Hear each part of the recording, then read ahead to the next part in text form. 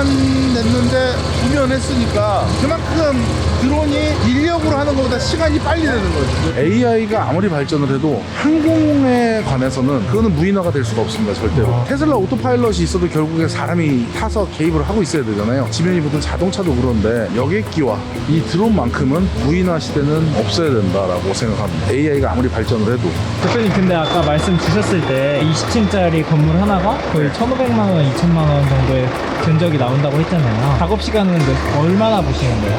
건축 자재마다 다를 것 같은데 유리로만 돼 있으면 하루 정도 될 것 같은데 그래도 한 이틀 정도는 가야 되지 않겠습니까? 이틀에 2,000만 원.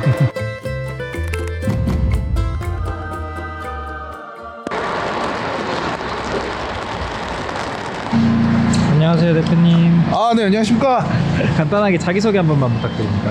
예, 저는 이 건물 외벽하고 농업방제, 그 다음에 드론으로 방역을 주로 하고 있는 주식회사 비에나월드 대표 윤지환이라고 합니다. 그럼 지금 하고 계시는 일이 드론으로 다 하고 계신 거예요? 예, 그렇습니다. 지금 여기는 소방서 앞이잖아요. 네네. 여기는 뭐하러 오신 거예요? 오늘 여기 지금 유리 이제 보이시죠? 그래서 이 드론으로 이 소방서 외벽 청소를 이제 하려고 하고 있습니다. 오늘 날아갈 드론은 이건 거예요? 예, 이거입니다. 예전에는 사람이 이제 했던 반면에 지금은 중대재해처벌법도 있고 사람의 그 인명이 하나하나 소중하다 보니까 드론으로 이제 대체하기 위해서 실증 사업을 이제 진행하고 있는 중입니다. 로프 작업하는 거 대비 시간적 측면은 약 60%, 비용적 측면에서는 80% 이렇게 목표를 삼아서 진행코자 합니다. 이렇게 외벽 청소를 하는 게 대중적으로 보편화가 된 사업이 아닌가 보네요. 예, 지금 외국계 기업이 하나 지금 한국에 지사를 차린 것으로 알고 있는데 국내에서는 아마 지금 처음으로 도입되고 있는 것이 아닐까라고 조심스럽게 말씀드릴 수 있을 것 같습니다.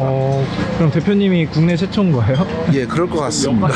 그럼 지금은 아무래도 시범 사업이다 보니까 관공서 위주로 이렇게 청소를 하시는 거예요? 예, 그렇습니다. 이제 관공서 위주로 하고 지금 이제 민간 건물도 지금 문의가 많이 들어오고 있습니다. 근데 지금 일단 관공서 위주로 먼저 이런 실증 테스트를 통해서 데이터를 확보한 후에 질 좋은 서비스로 찾아가기 위해서 잠깐 좀 뒤로 밀어놓고 있습니다.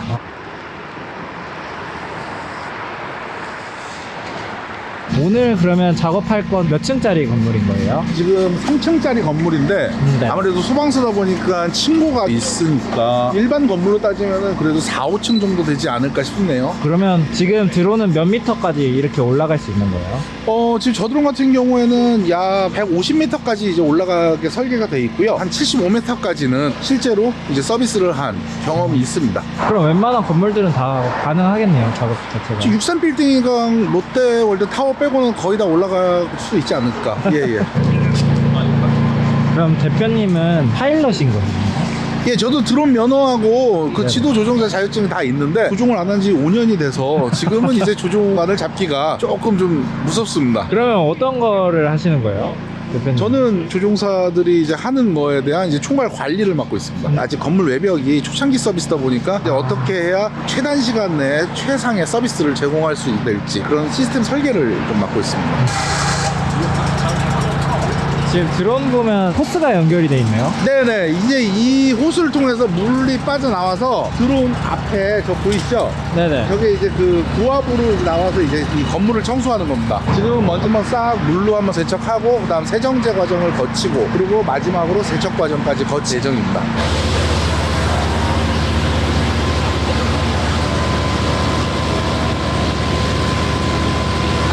여기 있는 물탱크에서 물을 빨아들여서 올라가는 거예요? 네, 맞습니다. 이 물탱크고 여기가 이제 세정제예요. 네. 이렇게 미리 다 준비를 해놓고. 네네. 물을 계속 지속적으로 공급하자고요. 근데 확실히 촬영용 드론보다는 되게 느리게 날긴 하네요. 빨리 날리면 큰일 나요. 촬영용 드론은 스포츠카라고 보면 저거는 1톤 트럭이기 때문에 천천히 날라야 돼요. 근데 대표님은 언제부터 이렇게 드론 일 하신 거예요? 저는 2018년 12월에 개업을 했고요. 만 6년 정도 된 것 같네요. 저는 저기 준정부기관 다녔어요. 연구원으로 근무하고 있었습니다. 이런 드론에 관련된 정부기관이 있었어요? 아니, 전혀 아니었습니다. 보건복지 쪽으로 있었습니다. 아, 진짜요? 예. 그럼 어떻게 하다 이런 드론 일을 시작하게 되신 거예요? 원래 꿈이 꿈이 파일럿이었어요. 파일럿이었는데 부모님께서 공무원이시다 보니까 이제 안정된 직업을 찾아라 이렇게 해서 공공기관으로 가게 됐었고, 늦더라도 이제 제 꿈 찾고 싶어서 파일럿을 꿈꾸기에는 너무 리스크가 컸고, 그러다가 이제 드론으로 좀 창업을 하게 됐습니다. 근데 지금은 기체를 안 날리신 지 벌써 5년 되셨다고 했잖아요. 딱 2달 날렸습니다. 아 진짜요? 근데 어떻게 보면 대표님은 드론을 2달만 날리고 매니지먼트 쪽으로 전환을 하신 거잖아요. 예, 그렇습니다.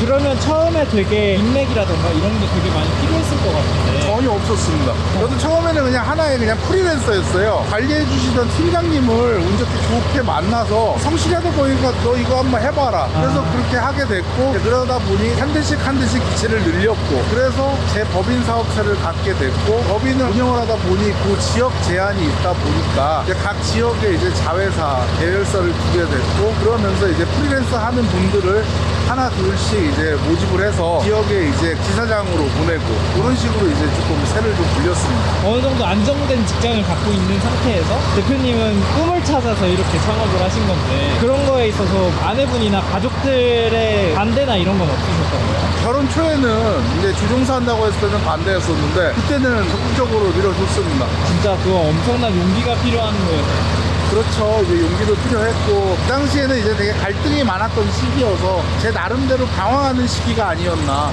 예, 그렇게 생각합니다.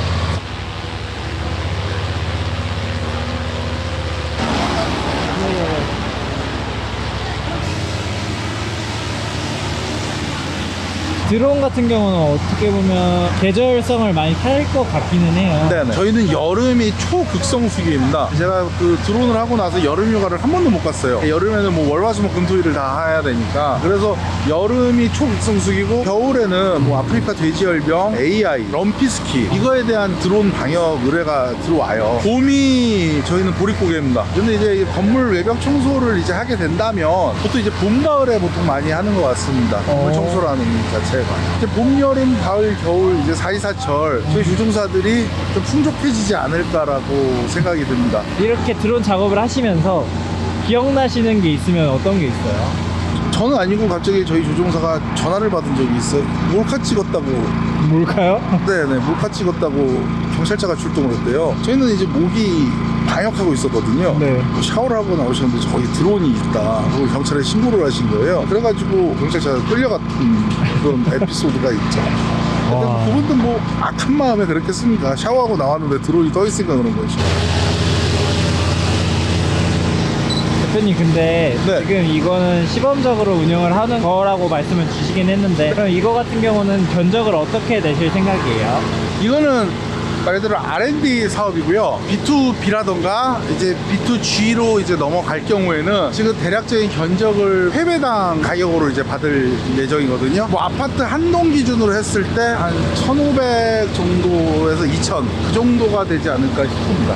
자, 아까도 보셨다시피 이만큼을 하는데 채 30분이 안 걸렸잖아요. 그렇죠. 그러면 좀 전에 말씀 주셨던 견적대로 하면은 대표님의 마진율은 어느 정도인지 혹시 여쭤봐도 돼요? 뭐 영업비밀이긴 한데 15%는 잡아야죠. 인건비나 이런 게 되게 큰가 보네요. 그렇죠. 이게 말 그대로 하이 리스크 하이 리턴이니까 저희는 인명을 지키는 대신에 저희의 위험을 감수하잖아요. 떨어지면은 저희는 밥줄이 끊기는 거니까 그거에 대한 안전 마진도 좀 잡아야 되고, 예, 그러니까 뭐 그런 비용까지 다 책정을 한번 해봐야 될 것 같네요.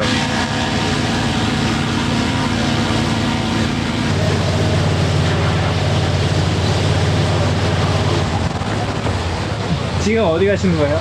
예배풀이 가는데 창문이 열렸다고 해가지고 물 들어왔어. 아, 이거 물 마르겠죠. 받았어요.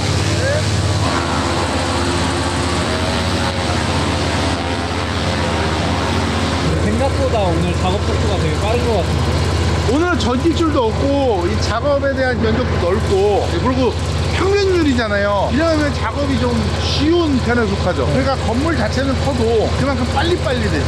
지금 2시간 냈는데 2면 했으니까 그만큼 드론이 인력으로 하는 것보다 시간이 빨리 되는 거죠. 지금까지 우리가 해온 유리를 사람 3명을 사서 한다고 했을 때 이게 과연 얼마나 걸릴까 계산을 해보면 그만큼 시간이 줄어들죠. 또 이제 약재는 다 뿌렸고 지금 이제 물을 이렇게 다시 또 교체하는 거죠. 그럼 지금 과정 자체가 네. 처음에 초벌로 물을 한번 뿌리고 두 번째 세제를 뿌리고 세 번째 이제 물로 다시 세척하는 예, 맞습니다. 건조나 이런 건 자연 건조로 진행. 지금까지는 이제 자연 건조로 하고 있는데 향후에는 뭐 로봇팔로 해서 이제 그 닦는 것까지도 이미 일본에 있어서 그거를 지금 도입을 할 예정에 있습니다. 외국에 가서 많이 배우시기도 하시는 거예요? 외국에 가서 배운다기보다는 이제 그 일본이나 중국 가서 상용하는 기술을 한국 기술과 융합해서 좀 하는 방향을 하고 있습니다. 확실히 빨리 성장할 수는 있겠네요. 예, 그렇습니다. 이제 비즈니스 모델 자체가 드론 강제에서 신사업을 계속 개척하는 거니까 드론 외벽 청소가 계속 확장이 될 거라고 믿어 의심치 않습니다. 저게 지금은 외벽 청소이지만 농촌 지역에서는 뭐 말벌집 제거라던가 향후에는 뭐 소방, 화재지나 이런 것까지 좀 다양성을 키우지 않을까라고 생각을 하고 있습니다.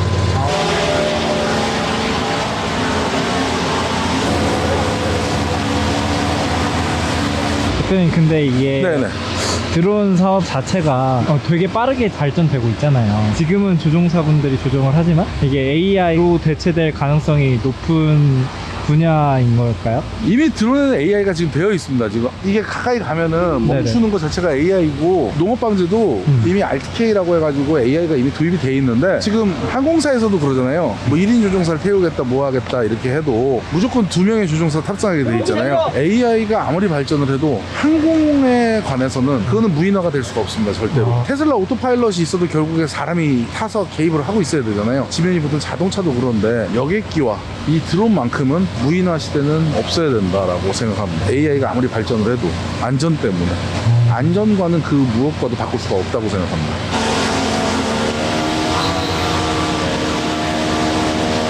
그거 드론에 달려있던 거 아니에요? 네, 맞아요. 낮은 층은 네. 나무 때문에 드론이 안 되다 보니까 이제 이걸로 쏘는 겁니다. 아, 대표님 직접 쏘세요? 네, 한번 쏴보려고요.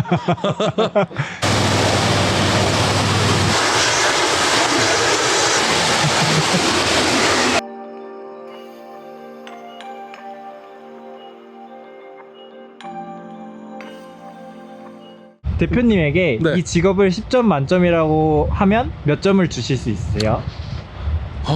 이게 시기에 따라 다 다른데요. 10점 만점에 8.5점? 그럼 빠짐 1.5점은 왜 빠졌을까요?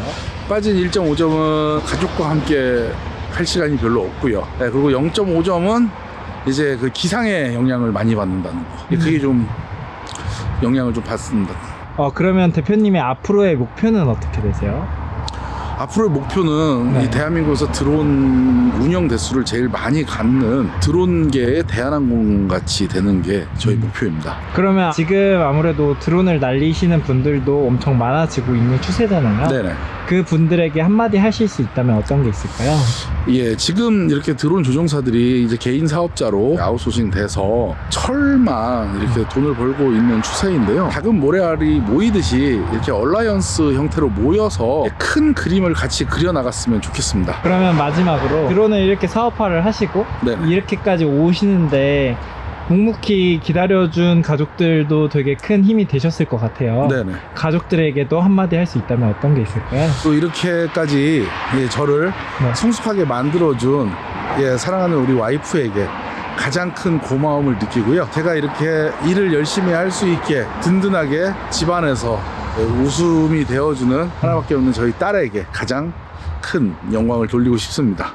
네네. 사랑하는 자기야, 내가 맨날 그 지방 다니고 그렇게 하느라고 집안일에 많이 신경 못 쓰고 그래도 하연이 잘 키워주고 그렇게 해줘서 정말 고마워. 사랑해.